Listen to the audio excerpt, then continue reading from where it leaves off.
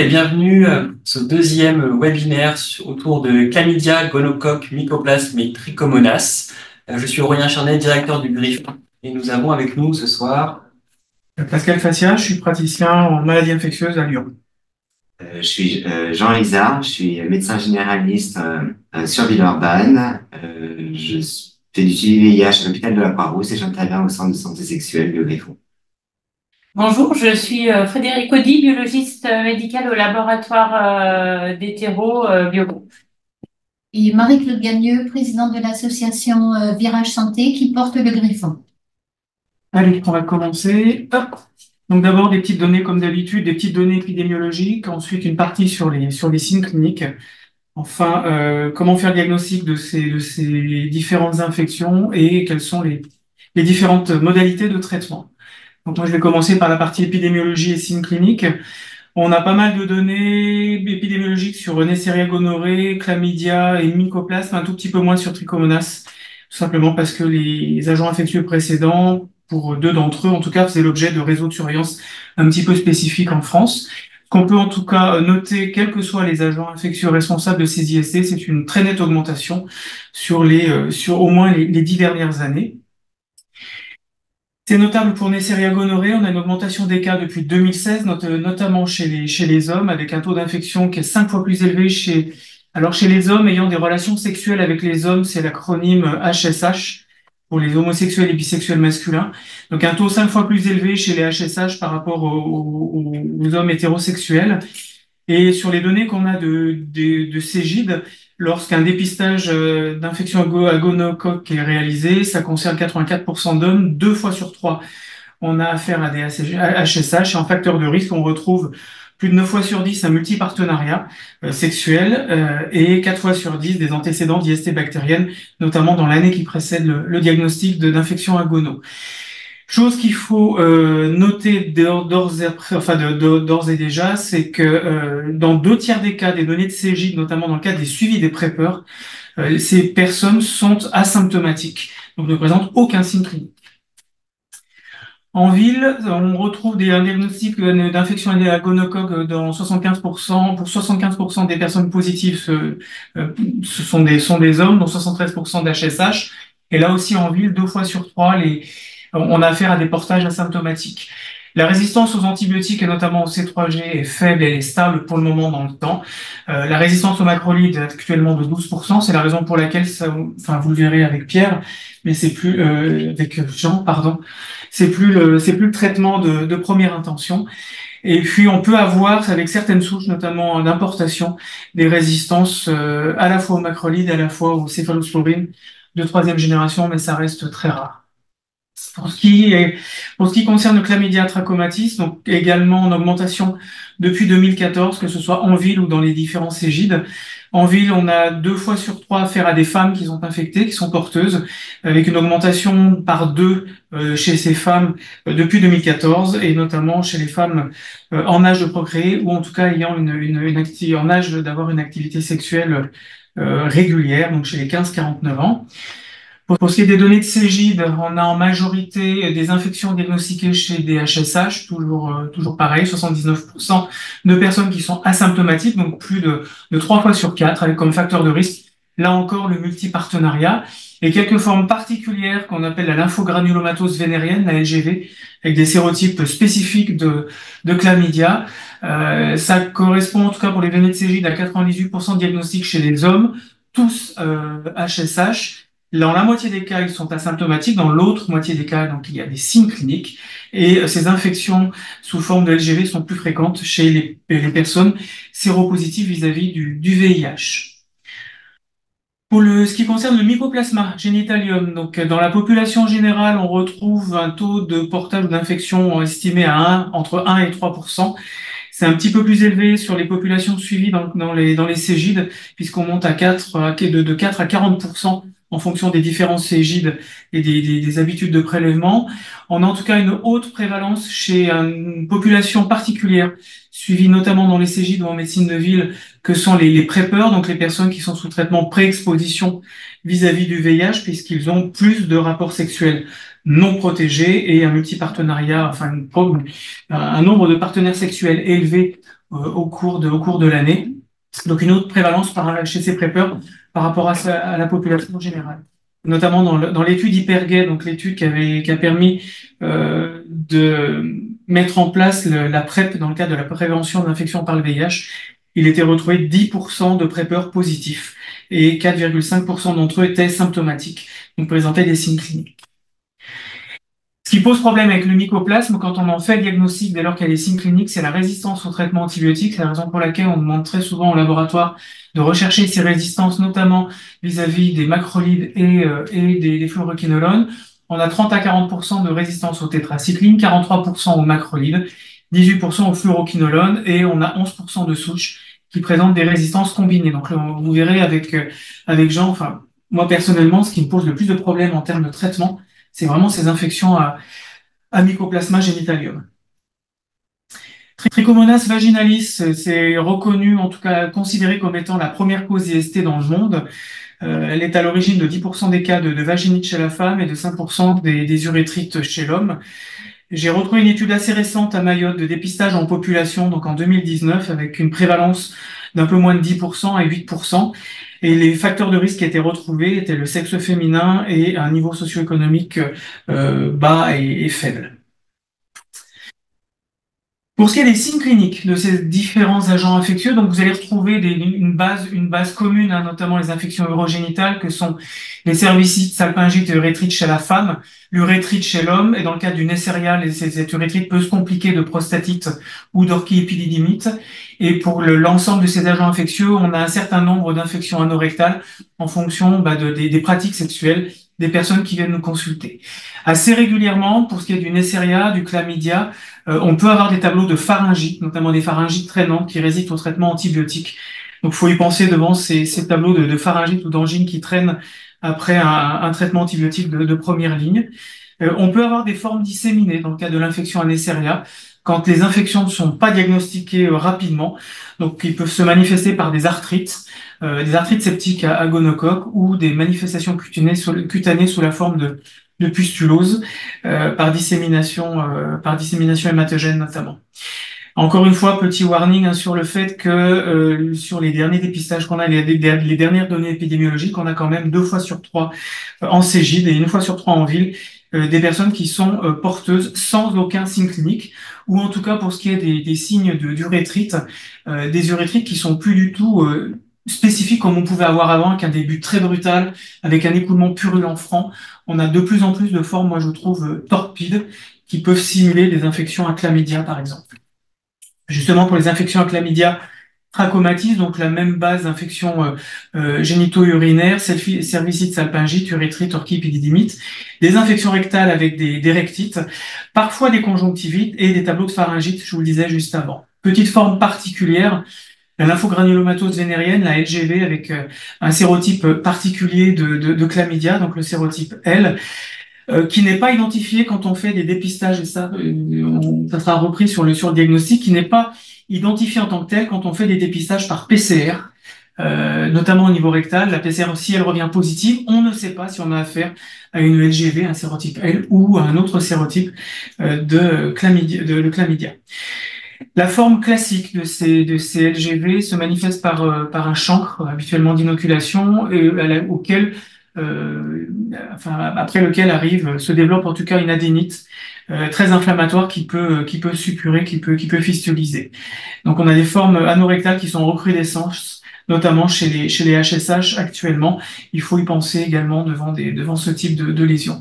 Et encore une fois, dans le cas du chlamydia trachomatis, 1 fois sur 5, dans 20% des cas, les personnes qui sont dépistées dans le cadre de nos suivis, en tout cas, sont asymptomatiques pour cet agent infectieux.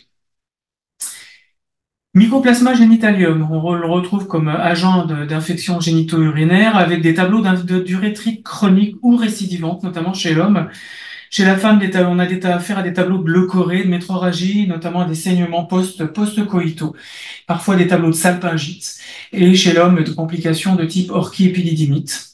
Donc plutôt des tableaux d'urétrite chronique ou récidivante.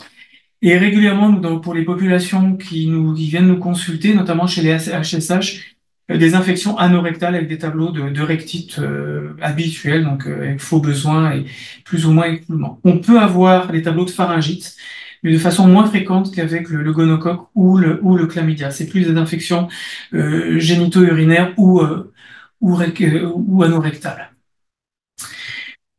Trichomonas vaginalis est asymptomatique chez la femme dans 20% des cas, chez l'homme dans 90% des cas.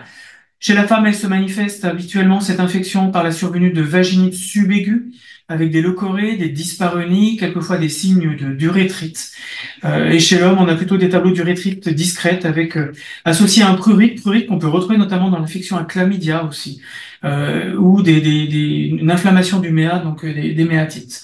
Donc une base clinique qui est assez commune avec des signes génito-urinaires, bien évidemment, en recrudescence actuellement, notamment chez les AHSH. Il faut y penser, notamment en consultation en ville. Nous, c'est vrai que c'est un petit peu biaisé dans l'interrogatoire parce que on a affaire à une population pour laquelle on interroge très rapidement sur les pratiques sexuelles et le fait d'avoir des rapports sexuels non protégés. Il faut y penser en ville, questionner les patients qu'on voit sur leurs pratiques sexuelles. Alors peut-être pas de prime abord sur une angine, hein, bien évidemment, mais sur des angines qui résisteraient à des traitements, peut-être poser la question de savoir s'il y a pu y avoir une exposition sexuelle non protégée, la fellation faisant partie des relations sexuelles à risque non protégé. Retenir qu'il y a une fréquence élevée de portage, quels que soient ces agents infectieux. Qui dit portage dit bien évidemment transmission possible dès lors qu'il y a des rapports sexuels non protégés, et que pour nous, dès lors qu'on a affaire à une infection sexuellement transmissible diagnostiquée, ça doit nous faire tirer le tiroir de toutes les IST. Donc quand on en diagnostique une, il faut rechercher l'ensemble des autres IST dans le cadre du bilan de prise en charge de la personne, et rechercher les partenaires, bien évidemment, le ou les ou la partenaire, et proposer soit un dépistage, soit un traitement aux partenaires.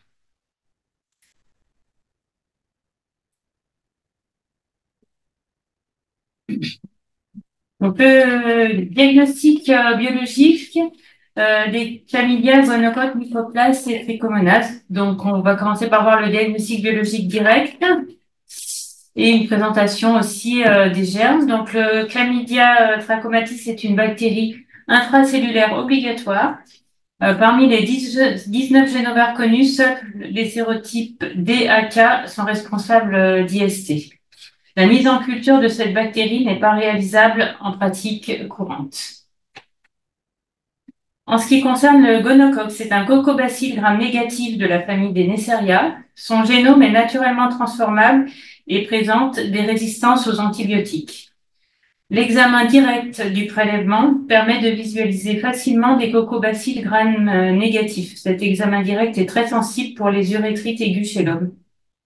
La mise en culture est possible mais délicate. C'est un virus fragile qui nécessite un milieu de transport et qui pousse en 3-5 jours sur un milieu spécifique à 37 degrés sous CO2. L'identification se fait ensuite en spectrométrie de masse et la culture a l'avantage de permettre l'étude de la sensibilité aux antibiotiques. Alors nous testons azithromycine, cefixime, ceftriaxone et ciprofloxacine. Les mycoplasmes. Ce sont de petits organismes qui contiennent de l'ADN et de l'ARN. Ils sont capables de se multiplier à l'extérieur d'une cellule et appartiennent à la classe des mollicutes. Il existe 3 types de mycoplasmes urogénitaux, donc Ureaplasma urealyticum, Mycoplasma hominis et Mycoplasma genitalium. La pathogénicité de Ureaplasma et hominis est très discutée. La culture est possible et permettait une recherche semi-quantitative avec antibiogramme, mais elle n'est plus utilisée et d'ailleurs plus remboursée par la Sécurité sociale depuis que la recherche par PCR est passée en pratique courante. Selon les recommandations de l'HAS, la Haute Autorité de Santé, le mycoplasme génitalium est à rechercher uniquement dans ces 4 situations: symptômes d'urétrite ou de cervicite aigu, symptômes d'urétrite ou de cervicite récurrent ou persistant, en particulier si le génitalium n'a pas été recherché auparavant. On doit le rechercher chez les partenaires sexuels actuels des patients infectés par le génitalium. Et on peut faire un contrôle post-infection à 3 semaines, en particulier si le patient est toujours symptomatique. Bien savoir qu'il ne faut jamais le rechercher chez des patients asymptomatiques. En effet, actuellement, on a une augmentation des résistances aux macrolides du génitalium du fait d'une utilisation abusive de ces derniers. Donc, inutile de traiter pour rien. Le Trichomonas vaginalis, donc c'est un protozoaire flagellé du genre Trichomonas. Il s'agit d'un parasite, donc il n'est pas cultivable. Par contre, à l'examen direct, on l'observe très facilement au microscope. Là, je vous ai mis un petit schéma avec toutes ses caractéristiques physiques. On peut l'observer à l'état frais. Il est mobile, tourne sur lui-même. Seule la forme végétative est observée. Lorsque la température baisse, la forme végétative s'arrondit et la mobilité diminue. On l'observe aussi très facilement après une coloration au gramme, où là il sera immobile mais coloré en rose et violet. Les recherches par PCR. Le dépistage par PCR est une technique d'amplification des acides nucléiques. La technique débute par une extraction puis une purification des acides nucléiques. Ces derniers vont être amplifiés dans un thermocycleur grâce à des variations cycliques de température. Alors, le prélèvement doit être mis dans un milieu adapté à la technique du laboratoire. Donc, pour nous, je vous ai mis les deux maintenant. Il existe des duplex avec chlamydia gonocoque. Actuellement, on utilise plutôt un multiplex qui permet de détecter les chlamydia, les gonos, les mycoplasmes urealyticum hominis et genitalium, ainsi que les trichomonas. Tout ça dans une seule réaction. La PCR est une méthode, comme pour toute recherche spécifique, sensible et quand même plus rapide. En ce qui concerne le diagnostic sérologique, alors, les seules réalisées sont les sérologies chlamydia trachomatis. Elles doivent être réalisées par des techniques immunoenzymatiques de type ELISA. Leur intérêt dans le diagnostic des infections urogénitales basses à chlamydia est nul. Donc, il ne doit pas être réalisé. Une recherche d'IgG ou d'IgG total chez la femme ou l'homme peut être réalisée en cas de suspicion d'infection haute ou de LBG. Dans les bilans d'infertilité, ça il sera systématiquement demandé, et pour le diagnostic d'arthrite réactionnelle ou syndrome de Fissinger-Leroy-Reiter. Dans tous les cas, l'interprétation de cette sérologie reste très délicate. Une recherche d'IgM peut être réalisée chez le nouveau-né ou le nourrisson en cas de pneumopathie atypique, mais ça dans les laboratoires hospitaliers, pas dans nos laboratoires. Pour les gonocoques, les mycoplasmes et les trichomonas, la sérologie n'est pas réalisée, voire non réalisable, et ne présente d'ailleurs aucun intérêt. En ce qui concerne de la nomenclature, des actes de la nomenclature. Pour la recherche d'IST ainsi que pour la recherche d'autres gènes potentiellement pathogènes, nous réalisons un examen microbiologique d'un prélèvement génital. Alors, chez l'homme, on fera un prélèvement urétral ou anal, codé 5203 à B120, et chez la femme, un prélèvement vaginal ou anal, codé à 5202 à B140. Dans ce cas, on va réaliser un examen cytologique, une culture avec une recherche de bactéries, dont le gonocoque, et une recherche par PCR de chlamydia, gono et génitalium. La PCR est systématiquement réalisée et facturée en plus à B85. Si le gonocoque pousse sur nos milieux de culture, un antibiogramme sera réalisé. Ces recherches sont également possibles dans un prélèvement de sperme. Dans ce cas, on fait une numération de chaque bactérie en cas de culture positive. Une PCR clam-gono est également systématiquement réalisée dans les prélèvements de sperme. En ce qui concerne les dépistages PCR seuls, donc on peut faire chlamydia gono sur 1, 2 ou maximum 3 sites différents parmi les prélèvements urinaires, ORL, vaginal ou anal. Donc les cotations sont différentes en fonction du nombre de sites, bien sûr. En ce qui concerne la recherche de mycoplasme, la recherche de mycoplasme ne doit être faite que chez les patients symptomatiques et les partenaires infectés. Ne pas faire de recherche de mycoplasme chez les patients asymptomatiques. Depuis février 2024, la nomenclature a été modifiée. Nous allons réaliser une PCR triplex pour la recherche de chlamydia, gonocoque et génitalium, codé 5304 à B85. Chez l'homme, on le fera sur un prélèvement urétral ou mieux sur un premier jet d'urine. Chez la femme, sur un prélèvement vaginal, par autoprélèvement dans la majorité des cas, ou dans un premier jet d'urine. Dans le cas d'un prélèvement urinaire, le mieux est de prendre les premières urines du matin, à défaut, attendre au moins 3 heures après la dernière miction. Sinon, on risque de passer à côté. Si seul le génitalium doit être recherché, nous réalisons une PCR simplex pour le génitalium codé 5305 à B60. Cette recherche peut se faire sur un premier jet d'urine, sur un prélèvement vaginal, urétral ou anal, mais jamais sur un prélèvement ORL. Les indications de ces recherches sont uniquement les symptômes d'urétrite ou de cervicite récurrente ou persistante. Elle peut également se faire 3 semaines après l'arrêt du traitement, en particulier si les symptômes persistent. Si la recherche de génitalium est positive, il faut impérativement réaliser une recherche de gènes de résistance. Les résultats de ces 2 tests, détection et résistance, doivent être rendus simultanément pour pas qu'on fasse d'antibiothérapie empirique.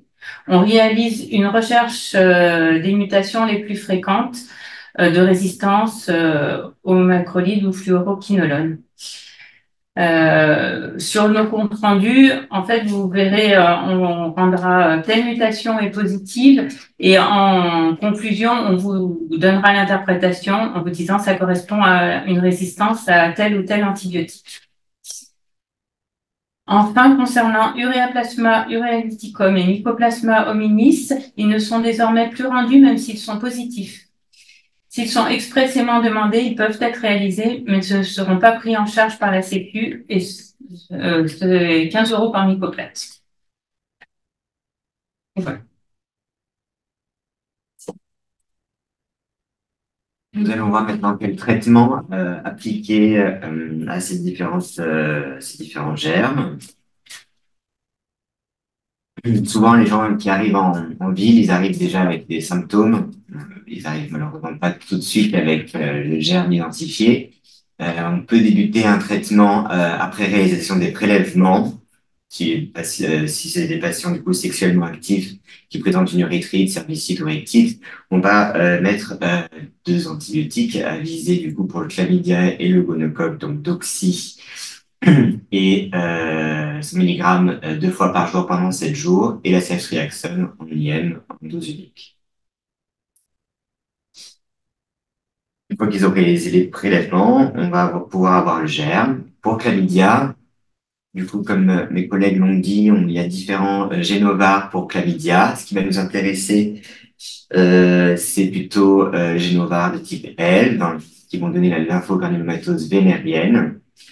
Il serait intéressant de connaître la souche L pour adapter l'antibiotique en fonction de la durée d'antibiotique.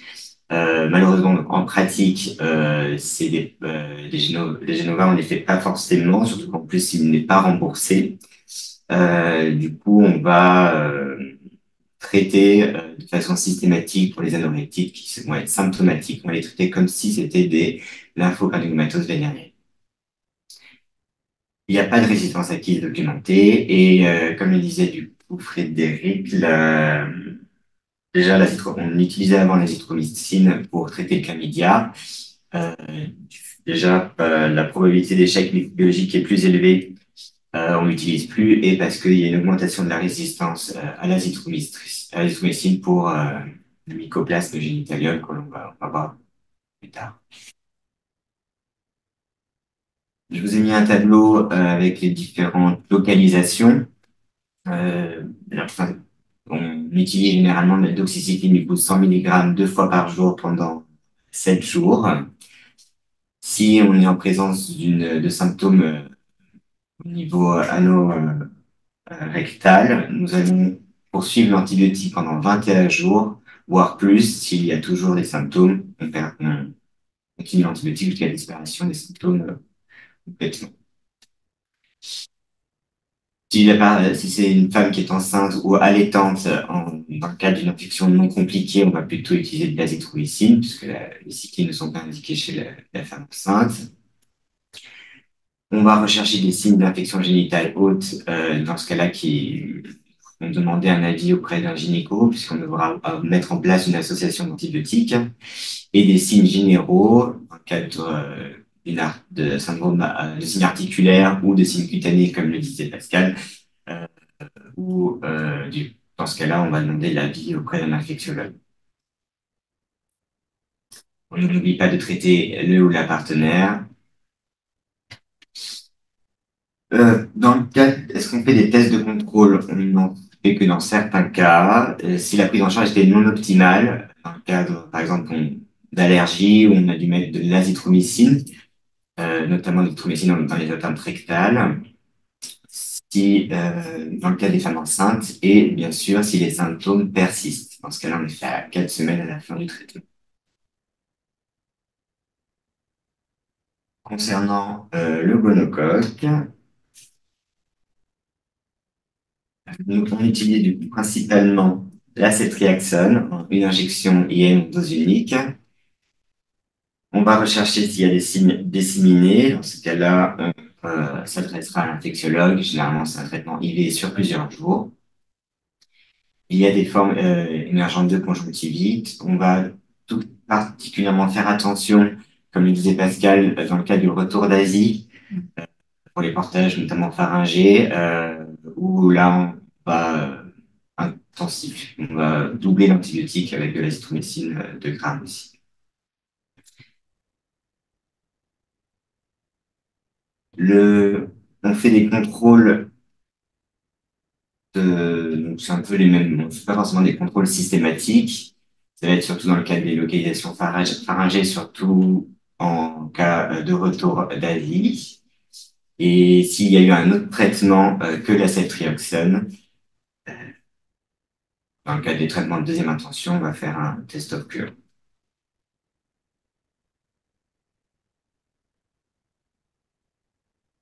Pour le génitalium, comme il y a pas mal d'augmentation des résistances aux macrolides, on commence maintenant par une semaine de doxycycline, 100 mg 2 fois par jour pendant 7 jours. Ça permet de diminuer la charge bactérienne et de faciliter du coup le taux de succès de l'antibiothérapie. Une fois ces 7 jours faits, on aura le résultat du labo pour savoir si le germe est macrolide résistant ou pas. Dans ce cas-là, s'il est sensible, on mettra de l'azithromycine 500 le premier jour, puis 250 mg les 4 jours d'après. Sinon, on partira sur de la moxifloxacine 400 mg par jour pendant 7 jours.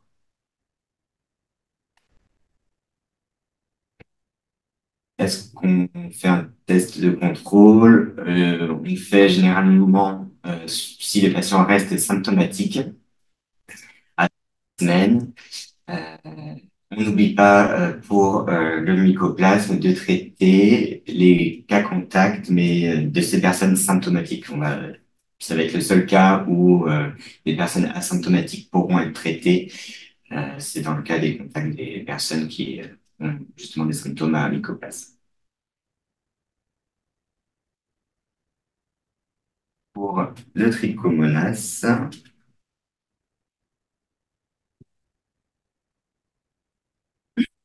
on va utiliser un traitement Péros en dose unique, donc soit métronidazole, secnidazole ou tinidazole. Si jamais il y a un échec au traitement en dose unique, on mettra un traitement plus long, donc soit par métronidazole, soit par tinidazole. Chez la femme enceinte, on va surtout utiliser le métronidazole. On va d'abord commencer par un traitement local avec un ovule matin et soir pendant 2 semaines. En cas d'échec, on mettra un traitement Péros. Il n'y a aucun effet tératogène démontré à ce jour.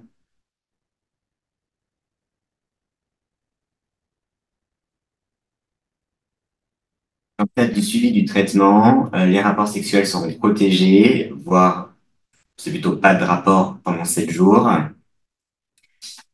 7 jours après la dose unique ou jusqu'à la fin du traitement complet et disparition des symptômes et que les partenaires ont été traités.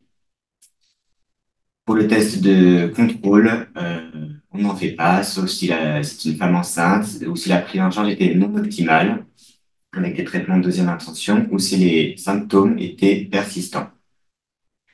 C'est marqué contrôle intramois, c'est dans le cadre du dépistage chez ces personnes qui vont souvent avoir des facteurs de risque, dans lesquels, dans tous les cas, on va proposer un dépistage des IST tous les 3 mois.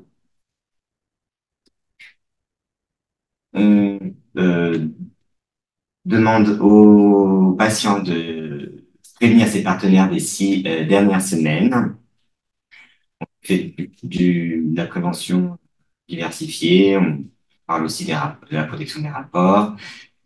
On fait un dépistage complet, bien sûr, des autres infections sexuellement transmissibles. Et on pense bien à remettre à jour les vaccins en fonction des cibles hépatite A, hépatite B, papillomavirus, monkeypox, etc. Jamais les indications des dépistages, notamment annuels, dans le cadre des recommandations de l'HAS de 2018. Du coup, toute personne dans les CJ, les centres de santé et éducation sexuelle, les centres d'orthogénie et les centres de santé sexuelle, chez les femmes de moins de 25 ans sexuellement actives, chez les hommes de moins de 30 ans sexuellement actifs, et quel que soit l'âge, s'il y a des facteurs de risque comme le multipartenariat, les autres IST, des comptages, des situations de couple non stable, notamment chez les ACHH, et chez les patients vivant avec les VIH en cas de couple stable. En ville, bien y penser aussi à ce dépistage au moins annuel dans le cadre de ces facteurs de risque, multipartenariat, antécédents d'IST, couple non stable. Dans le cadre du dépistage multisite, il est recommandé, selon les pratiques sexuelles et selon le sexe, un dépistage trimestriel, comme du coup le disait Frédéric, avec soit un auto-écouvillonnage anal, un écouvillonnage pharyngé, premier jet d'urine et auto-écouvillonnage vaginal. Et surtout, bien penser aussi chez les usagers et usagères de près. Et voilà, merci.